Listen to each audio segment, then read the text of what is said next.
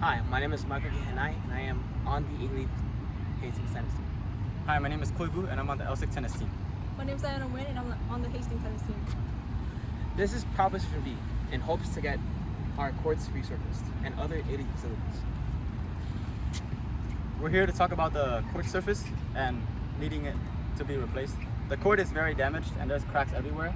These cracks leads to ankle injuries, and it's really hard for athletes to perform at their highest potential if the court is always damaged. Not only are these courts damaged for us to play on, it's also open up for communities after school and on the weekends where a lot of people come and just have fun with their family or just play. So this will benefit Alief overall. And the voting would be October 18th to the 29th for early voting, and the actual election day will be November 2nd. With the earliest passage of the proposition, Alief students and the Alief community will be able to enjoy these improvements for years to come.